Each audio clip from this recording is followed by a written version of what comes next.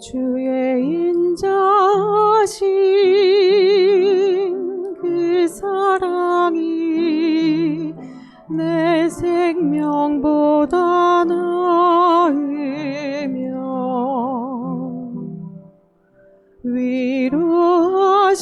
위로하시는 주 손길은 내 눈물보다 귀하다. 변함이 없는 주 임재가 내 근심보다 가깝고 주님 흘리신 그 보혈은 내 상처보다 진하다. 결국 내 주님과 함께 사는 것 나의 영원한 소원. 주의 아름다움 안에 사는 것 나의 영원한 기쁨.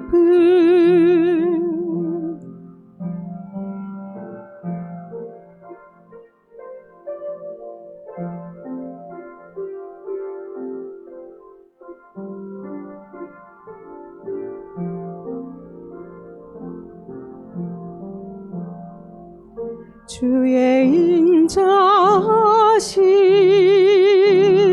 그 사랑이 내 생명보다 나으며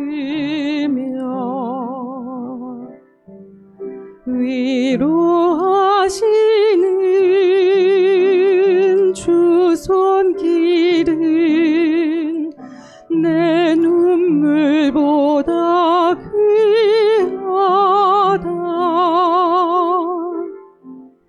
변함이 없는 주 임재가 내 근심보다 가깝고 주님 흘리신 그 보혈은 내 상처보다 진하다.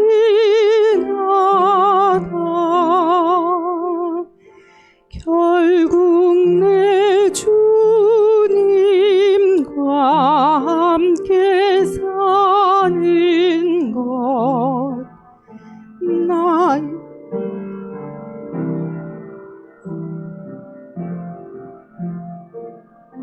주의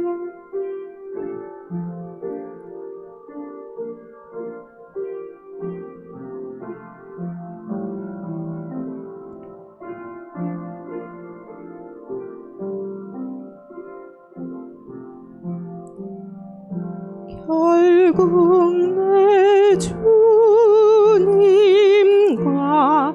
함께 사는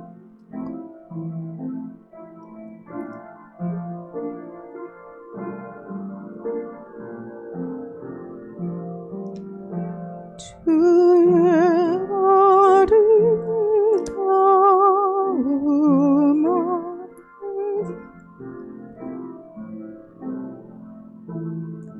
나의 영원한 기쁨.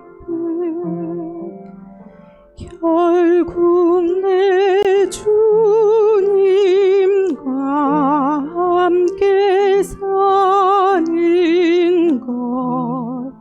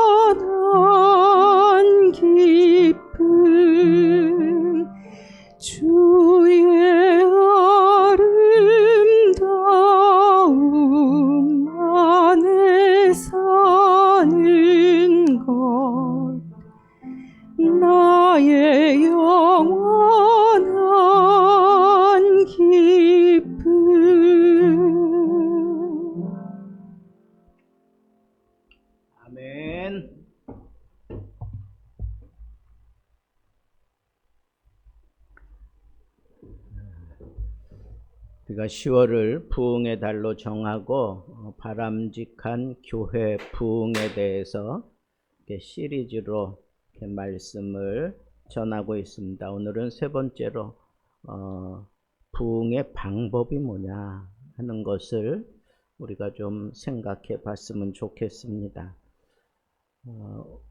여러분, 우리가 매일같이 모여서 기도하면서 교회를 위해 기도할 때마다 우리 부흥시켜 달라고 그렇게 기도하면서 어디에 초점을 맞춥니까? 저 자신도 이 자리에 사람들을 보내주시고 꽉 채워 주옵소서, 거기에 초점을 맞추어서 막 기도를 합니다.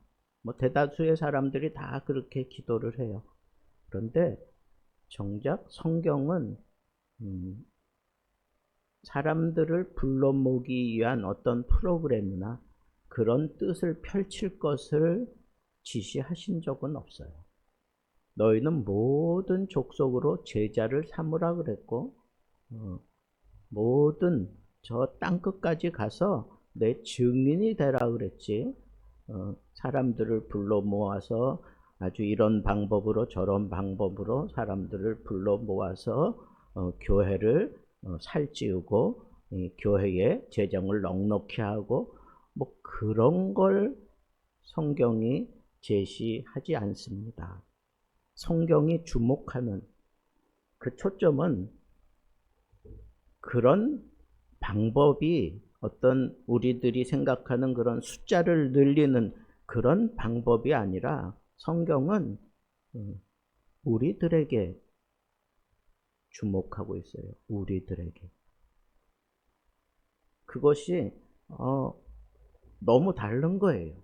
너무 다른 겁니다. 이런 거예요. 세상 사람들이 저 교회에는 무슨 프로그램이 있어.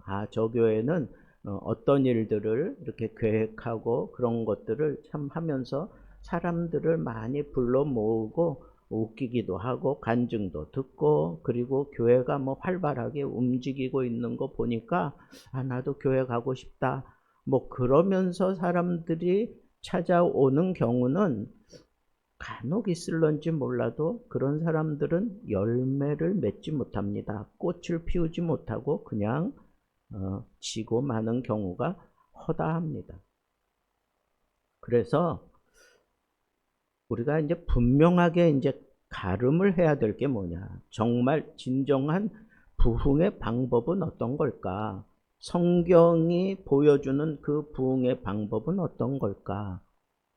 그것은 여기 세상 사람들도 우리에게 어떤 프로그램, 이 교회에서 나를 즐겁게 해주고 나를 좀 어떤 지식을 채워줄 수 있는 그런 프로그램이 있는 그걸 보고 사람들이 찾아오지 않아요. 그게 아니에요, 사실은. 그게 아닙니다. 그래서 우리도 11월 달이 되면 추수감사주일이 있고 또 다니엘 기도회도 하고 그래서 동참하고 그러면서 애를 쓰고 노력은 하는데, 여러분, 우리가 이참에 분명하게 우리 마음에 진정한 부흥은 하나님이 나부터 먼저 변화시켜야 일어난다 하는 것을 우리가 알아야 돼요. 하나님의 방법은 그래요. 나를 변화시켜서 사람들로 하여금 나를 보고 너라면, 네가 믿는 하나님이라면 나도 믿어봐야 되겠다. 그러고 돌아온다는 거예요.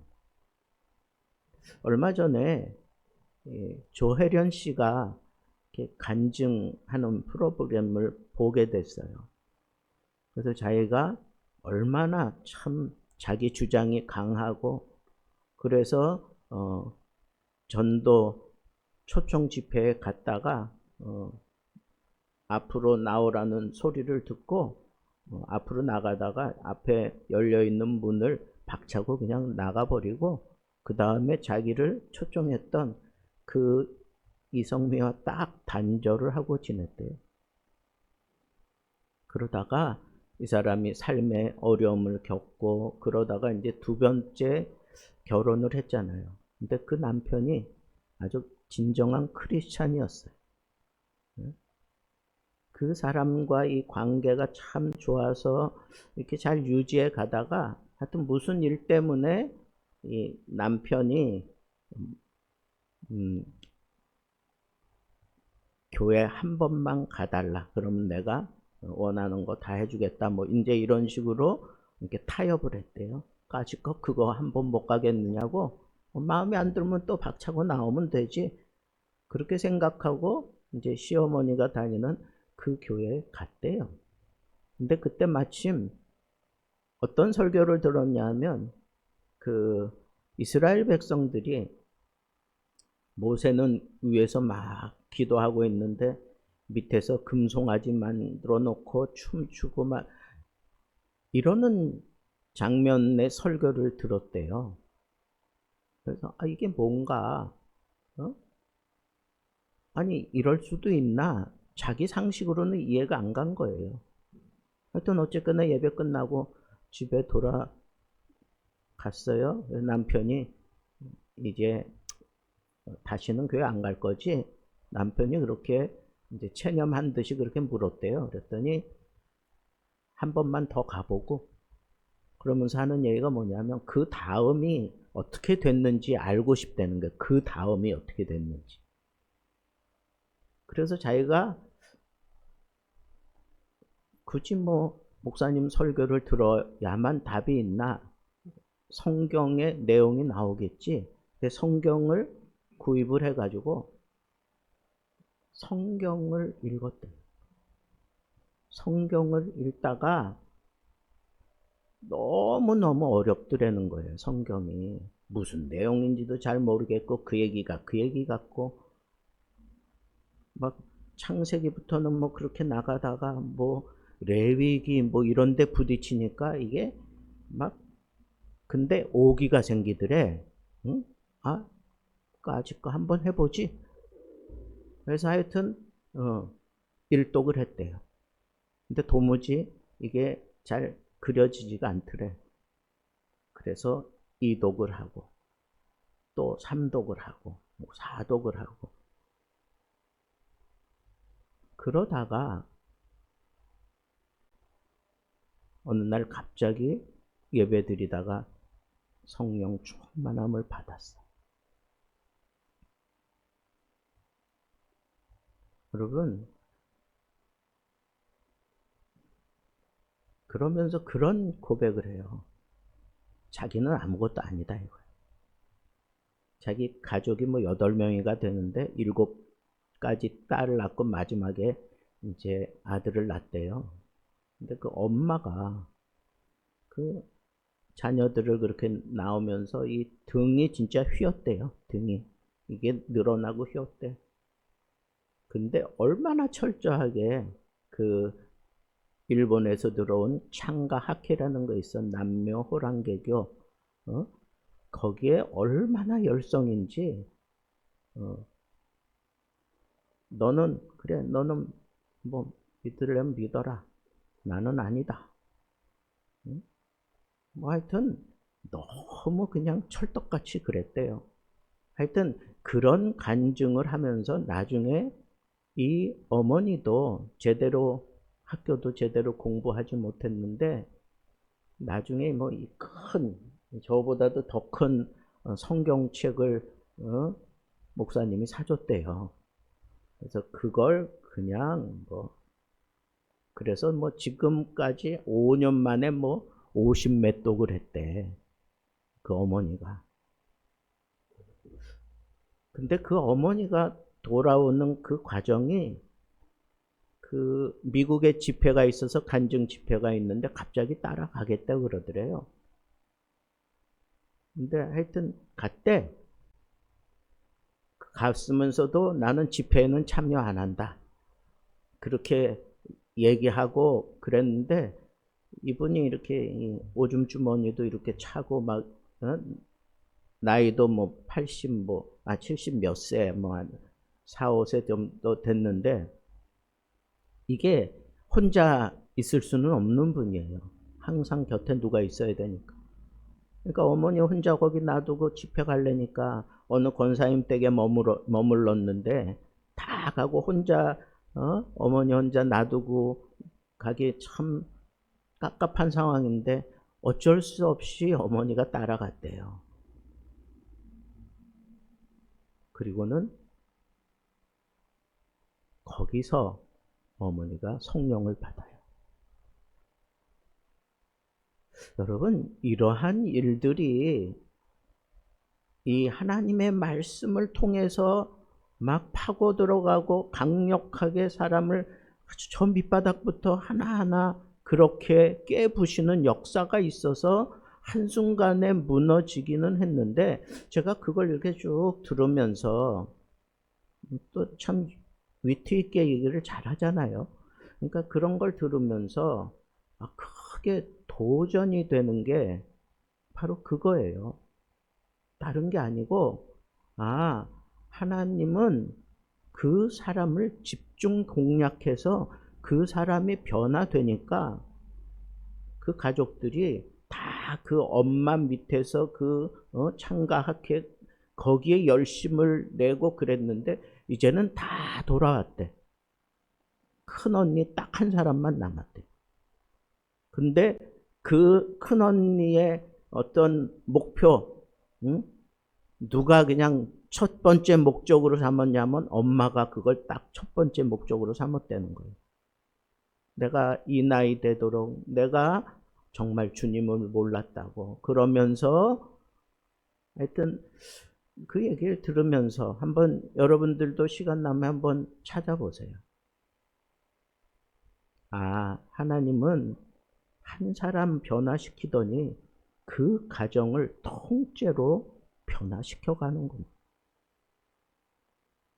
네가 믿는 하나님이라면 그래? 나도 한번 믿어야 되겠다. 엄마가 자발적으로 그러더래. 그러더니 거기 가서 성령 충만함을 받은 거예요. 여러분, 하나님은 우리로 하여금 이렇게 착각하지 않게 만들려고 하시는 것 같아. 우리가 어떤 방법을 동원하고 나가서 누구에게 얼만큼 많은 전도를 하고 얼만큼 시간을 많이 투자하고 이게 앞서 있는 게 아니고, 그렇게 하는 거 좋은 거죠. 그러나 거기에 앞서는 것은 무엇인가? 내가 변해야 돼. 내가 하나님의 자녀답게 온전하게 살아내면 사람들은 나를 보고 네가 믿는 하나님이라면 난 믿어볼게. 그러고 따라온다는 거예요. 하나님이 그런 방법을 더 좋아하신다는 거예요. 부흥의 방법은 내가 거룩과 사랑으로 변화되어지지 않고는 진정한 부흥이 일어나지 않는다는 거예요. 교회의 정체성이 뭘까요? 교회는 무슨 공동체일까요? 예수님이 그랬어요. 너희는 서로 사랑하라. 그러면 세상 사람들이 너희가 내 제자인 줄 알 거다. 그 얘기는 뭐예요? 교회의 정체성은 사랑의 공동체예요.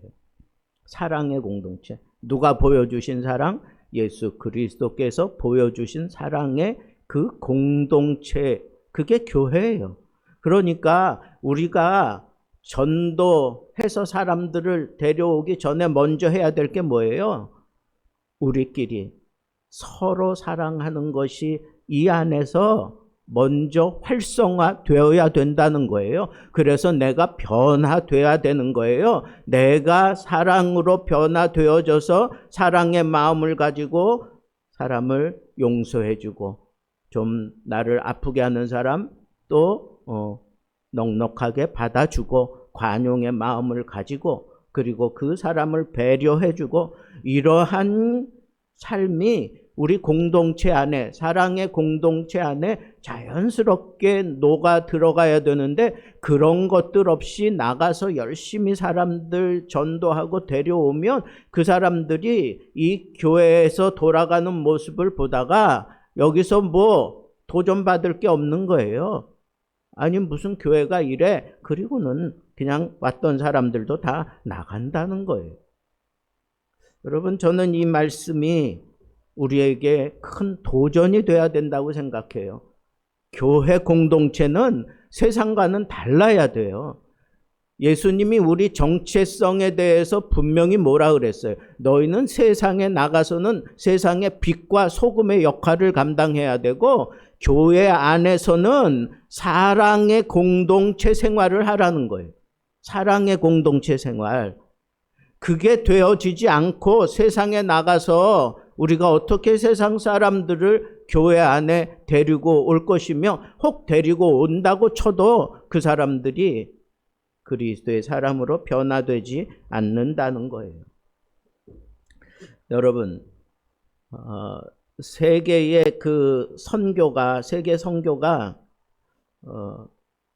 언제부터 이루어졌나, 뭐 선교 역사를 이렇게 따지고 보면, 제가 볼 때는 물론 예수님의 제자들 가운데 사도 바울이 제일 먼저 선교를 하고 그랬지만, 이 공동체적인 그런 선교의 모범을 보여준 것은 18세기, 여러분들도 많이 들어봤을 거예요. 모라비안 공동체가 있어요. 모라비안 공동체. 이 모라비안 공동체는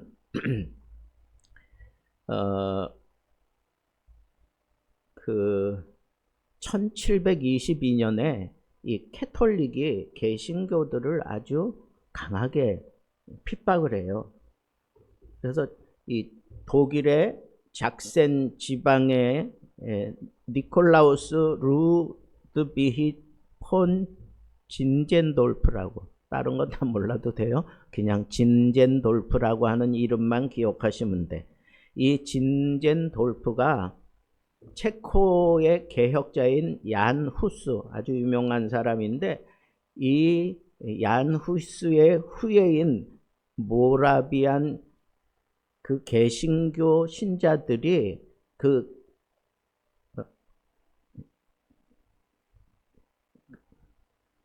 카톨릭의 그 박해가 아주 심해지니까 피신 온 거예요. 어디로 갔느냐? 진젠돌프의 그 땅이죠. 진젠돌프가 다스리는 그 영지에 헤른후트라고 하는 그런 밑으로 이제 들어가서 거기서 피신을 하게 돼요. 그런데 진젠돌프가 이 사람들이 이렇게 왔는데 보니까 교파도 여러 교파가 있고 아주 그 공동체 생활을 하는데 뭐 난잡한 거예요.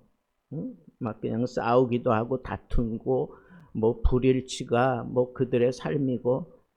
그래서 이 진젠돌프가 이 사람들을 내가 변화시키지 않고는 내 영지가 늘 시끄럽겠다. 그래서 이 사람들을 데리고 이른바 말씀 공부를 했어요.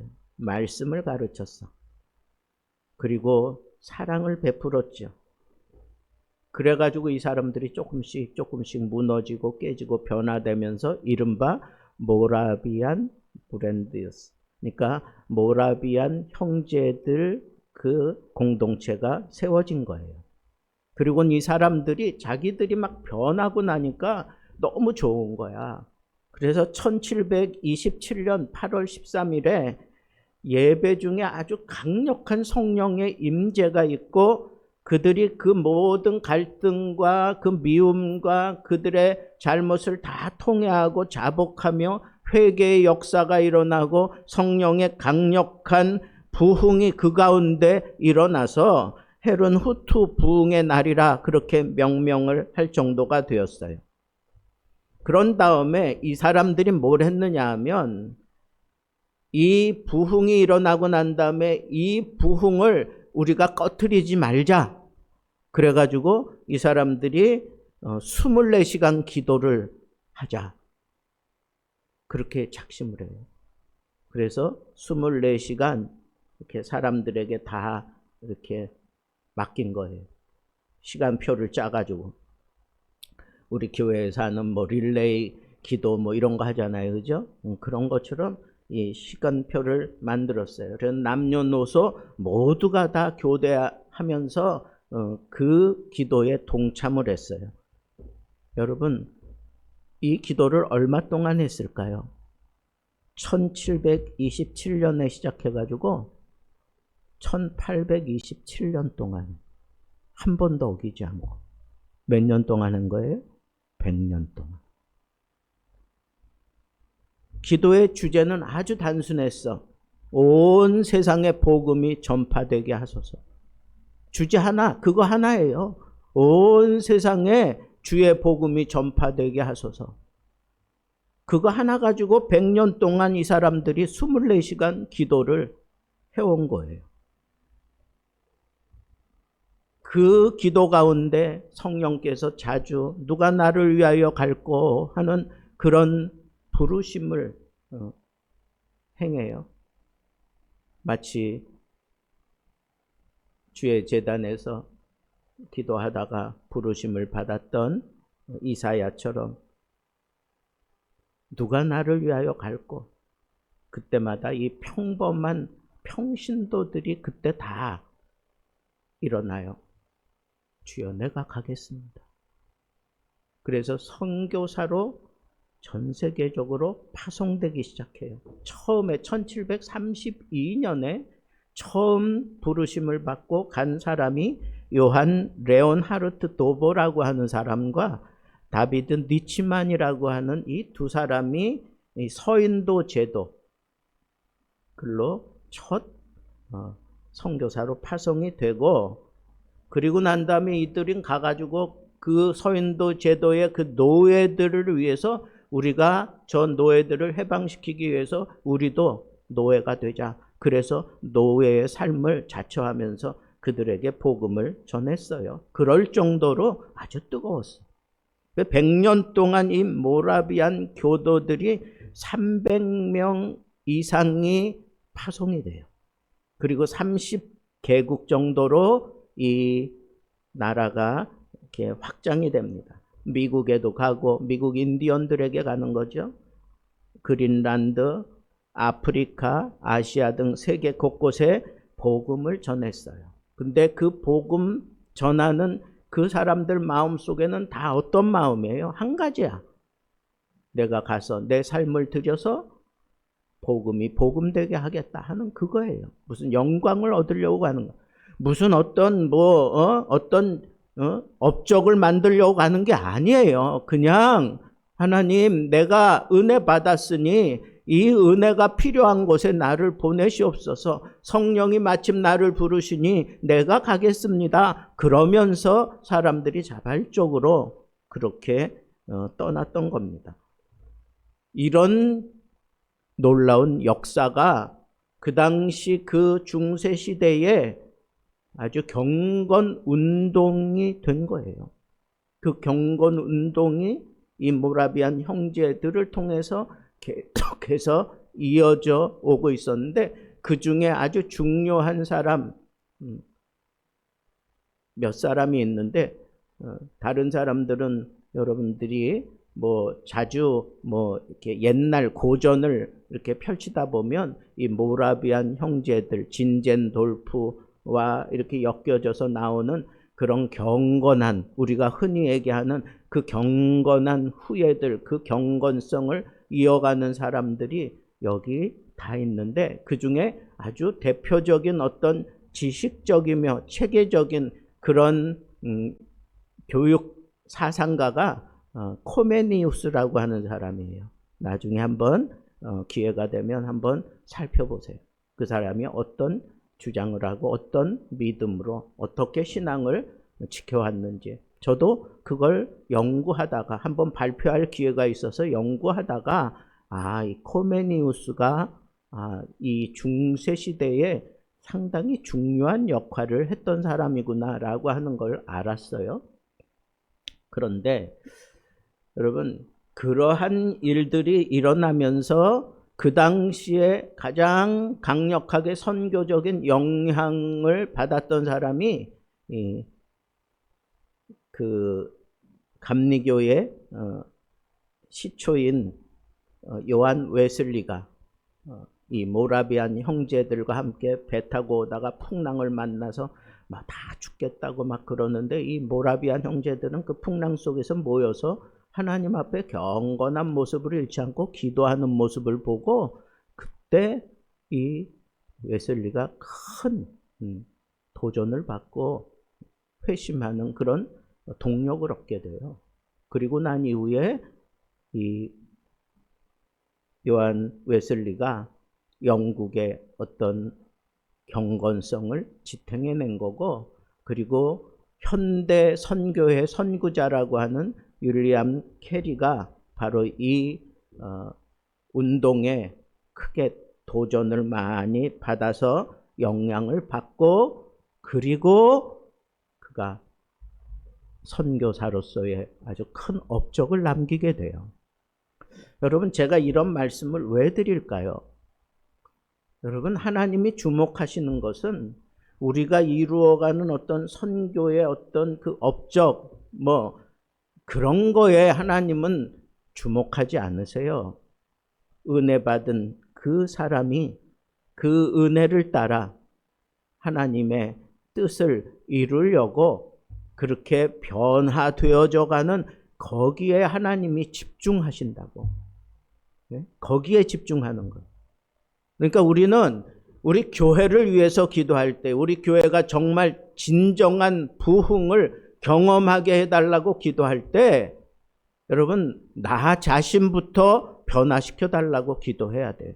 우리 공동체의 이 삶을 하나님 변화시켜 달라고 기도해야 돼요. 그래서 여러분, 우리가 예배 마친 다음에 그냥 모여서 같이 대화 나누면서 간단한 음식을 나누는 그것조차도 사실은 내가 변화되어지면 그 자리가 정말 그리스도의 사랑을 내가 보여주는 자리야. 그리스도의 사랑을 나누는 자리야.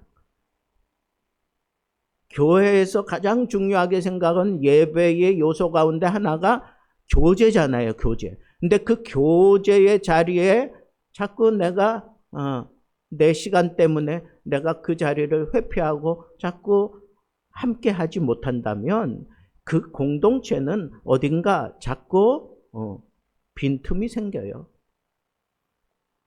교제가 뭐예요? 자전거를 돌리는 체인, 그게 코이노니아예요. 그게 교제예요.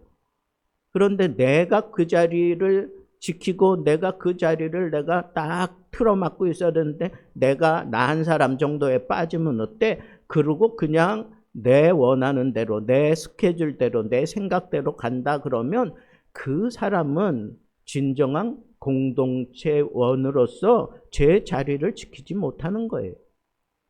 그런 곳에 하나님이 무슨 부흥의 역사를 일으킬까요? 왜? 아무리 채우면 뭐해? 글로 다 빠져나가는데. 하나님이 그렇게 어리숙한 분입니까? 아니요. 여러분, 우리가 정말 부흥을 원한다면 우리들 자신이 변해야 되고 우리 공동체가 변해야 돼요. 사랑으로 정말 하나가 되는 그런 공동체로 변화되지 않고 우리가 어떤 부흥을 기대하고 부흥을 위해서 기도해 봐야 하나님은 그런 공동체의 부흥을 일으키지 않는다는 거예요. 여러분, 오늘 말씀에도 보세요.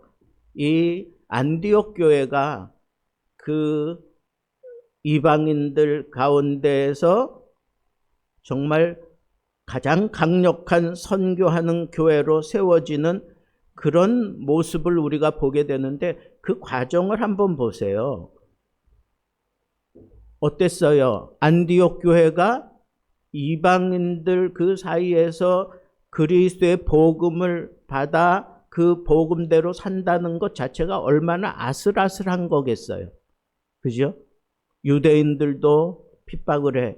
그리고 이미 그 헬라 세계는 여러분들 우리가 아는 그 헬라의 신 이름이 얼마나 많아. 그죠? 예? 지금 우리나라에도 이 헬라의 신 이름을 가지고 상표를 그냥 다 뒤집어 쓰고 있잖아요. 뭐 헤라 이런 거 다 그 당시 신의 이름이란 말이에요. 아폴로, 디테 뭐 많잖아요. 근데 그 세계에 얼마나 강력하게 그 우상이 판을 쳤겠어요. 그런 상황 속에 그 로마가 그것을 헬라의 그 사상을 앞세워가며 통치하던 나라인데 감히 그 헬라의 신들을 제껴놓고 내가 여호와를 섬기겠다. 그 로마 땅 안에서 그 로마의 통치 영역 안에서 그런 일들을 일으켜 나가면 로마가 핍박하지 않겠어요? 생각만 해도 끔찍하지 않아요? 그러니까 막 그냥 사람들이 다 숨겨가면서 그리스도인을 뭐 숨기느라고 무슨 물고기 표식을 하고 이런 것들을 우리 잘 알잖아요. 그럴 정도로 어렵다는 거예요. 그 어려운 때에 그들이 그렇게 세계적인 그런 선교 교회로 부각할 수 있었던 그 원인이 뭔가? 이 안디옥 교회가 잘 뭉쳐졌다는 거예요.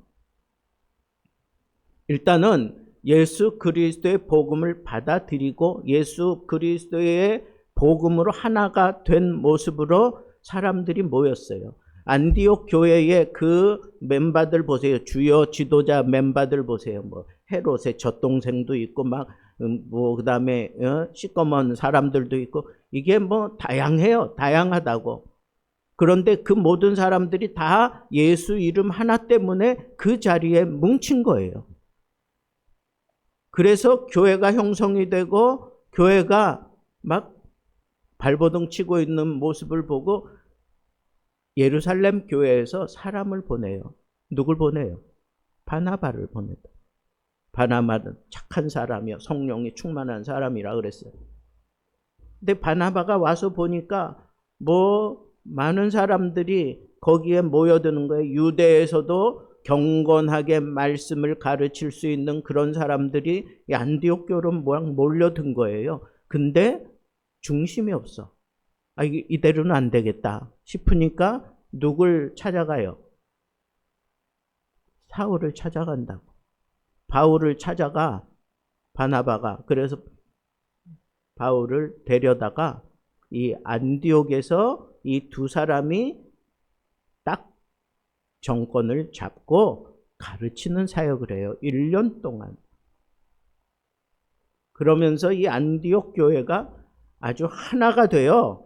그래서 그냥 막 기도하는데 힘쓰고 은혜 받은데 막 그냥 그 사랑을 나누는데 힘쓰는데 그 기도 가운데 성령께서 말씀하시잖아. 그죠? 누가 우리를 위하여 갈고 또 성령께서 말씀하신다고.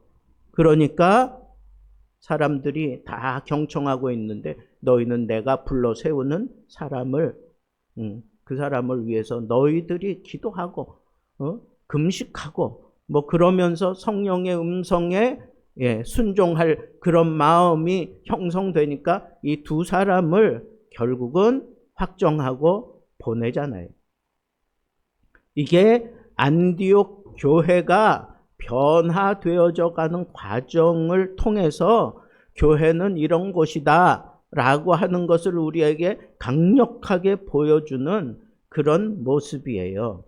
그러니까 여러분 이 복음의 삶으로 복음을 전했던 거예요. 안디옥 교회는 이런 교회야. 안디옥 교회는 이렇게 생활하고 있어. 핍박을 받으면서 막 흩어집니다. 흩어지면서도 가서 복음을 전하는 그 모습을 보는 거예요. 그리고 주의 손이 그들과 함께 하는 것도 사람들이 다 보는 거예요. 그러니까 사람들이 나도 저런 은혜 좀 받았으면 좋겠다 하고 이 교회에 찾아오는 거예요.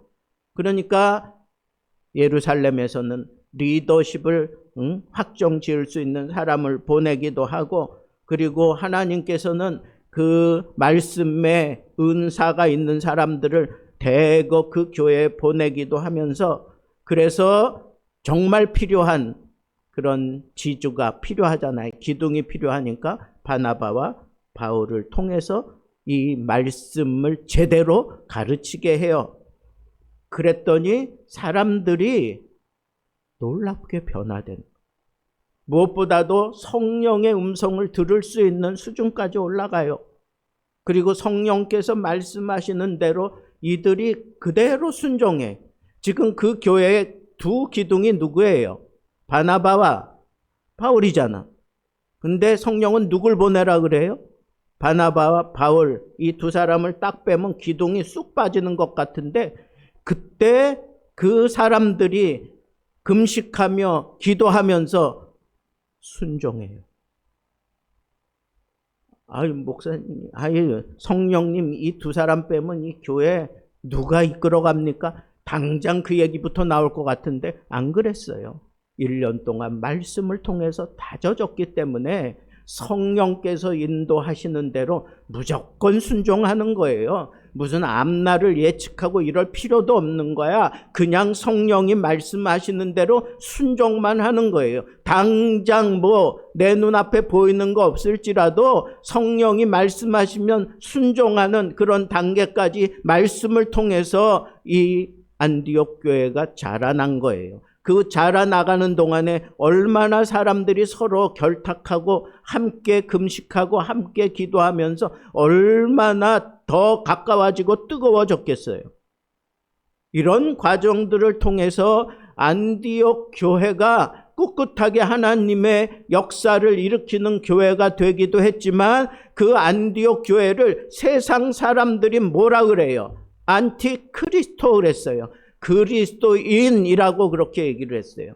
원래 안티가 붙은 거는 그리스도를 비방하는 뭐 그런 입장으로 얘기할 수 있어요. 근데 세상 사람들이 생각하는 그리스도인답지 않은 그리스도인이다라고 생각하니까, 아, 이 교회는 뭔가 진실함이 있어. 아, 이 교회는 뭔가 역사함이 있어. 아, 이 교회는 말씀이 있어. 이 교회는 성령의 역사함이 있어. 이런 것들로 인해서 세상 사람들이 안디옥 교회 교인들을 안티크리스도, 그리스도인이다 라고 그렇게 명명하기 시작해요. 저는 부흥의 달을 맞이해서 우리 교회가 정말 부흥하기 원하는, 누구보다도 부흥이 정말 갈급한 사람 중에 한 사람. 내가 목사이기 때문에 그런 것도 있지만 여러분들도 그렇지 않겠어요? 그러면 어떻게 부흥을 이루어야 할까? 하나님의 어떤 특별한 은혜, 은사, 뭐 이적 이런 거 기도하지 마세요. 하나님, 나를 변화시키소서. 하나님, 나를 변화시키소서. 하나님, 나를 다스려 주옵소서. 하나님의 사랑에 내가 온전하게 녹아지기 원합니다. 그래야 세상 사람들이 나를 주의 제자라고 하지 않겠습니까? 내가 이 교회에서 공동체 생활을 성령을 따라, 말씀을 따라 온전하게 희생하고 헌신하는 이 삶을 통해서 우리 교회 공동체가 하나 된 그 모습을 나는 지켜내기를 원합니다. 모라비안 교도들이 100년 동안 하루도 쉬지 않고 1시간도 놓치지 않고 하나님 앞에 기도해서 얻어낸 그 놀라운 그 인정, 그 놀라운 역사함이 나를 통해서도 얼마든지 일어날 수 있습니다. 하나님, 우리 교회의 부흥은 내가 변화되는 데 있습니다.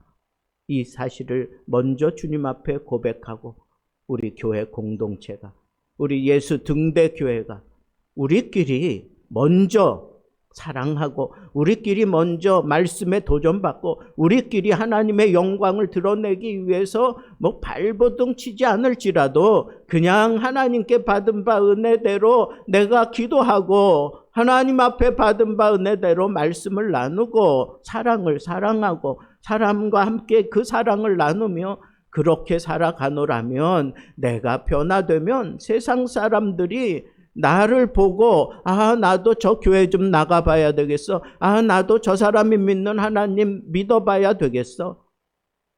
그렇게 해서 찾아 들어오는 것이, 그게 진정한 부흥입니다. 이 부흥의 자리에서 항상 함께 삶을 나눌 수 있는 우리 모든 교인들 되기를 우리 주님의 이름으로 축복합니다.